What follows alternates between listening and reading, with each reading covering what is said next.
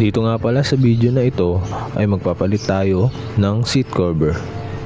Gagawin natin DIY lang gamit ang mga tools na nabili natin sa online. Ito, check natin to. Puro kalmot na ng pusa kaya kailangan na natin palitan. Ayan, check lang natin. DIY lang natin to kasi marunong naman tayo, medyo alam naman natin. Yung tools na gagamitin natin papakita ko na lang mamaya, at lilink ko na lang din sa may comment section kung saan ko nabili. Ayan, babaklasin natin yung mamaya. Madali lang naman yung baklasin, nandyan lang yung ano nyan, tanggalan yan. At ito nga pala yung seat cover na ipapalit natin dun sa luma. Ayan, ayun yung napili kong kulay kasi ayun yung parang bagay. Ayan, at ito nga pala yung tools na gagamitin natin. Yan, lagay ko na lang sa description yung link para masubukan nyo din. Pang DIY lang to ha. Kung gusto nyo lang din, sige, lalagay ko na lang dyan. Click nyo na lang din kung trip nyo bumili or mag DIY. Ito yung bala nya, so marami na rin siyang kasamang bala. Bukod yung bala sa sa tools na ginamit natin, magkaiba siya ng presyo. Lagay ko na lang din. Ayan, tinatanggal na natin yung nya, yung mga lumang staples.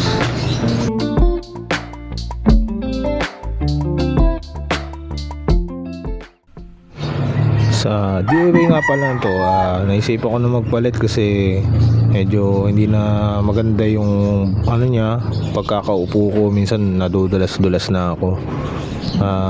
Butas-butas na rin pati kasi tinapasok na din ng tubig, so ang hirap. Ayan, tanggalin natin yung plastic luma. Bali papalitan din natin yan ng bagong cover na plastic bago natin ilagay yung seat cover.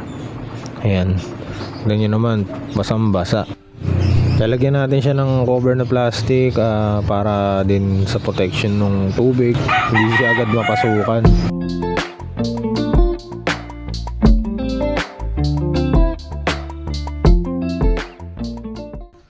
Bali yan, kung nakikita nyo, lalagyan natin staples yung magkabilang dulo niya para tayo mahirapan magkabit ng seat cover.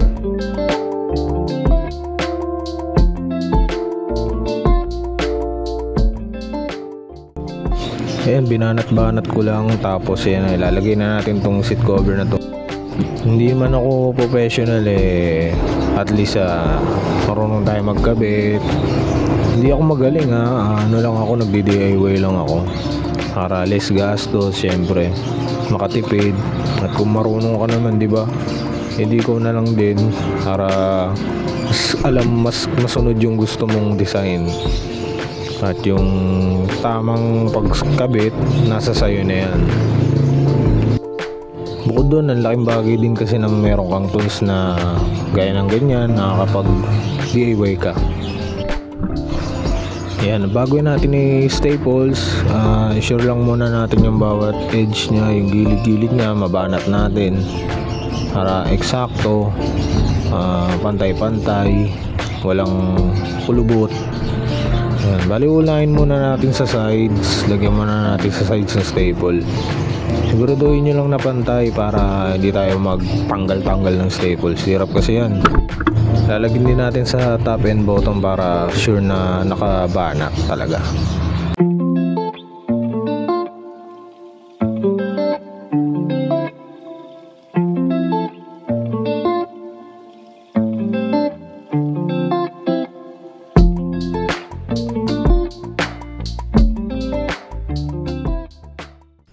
Sa pagkabit ko pala dito, ginawa kong alternate para ayun, mas maayos yung pagkakalagay. Kayo na rin bahala kung saan kayo mag-i-start.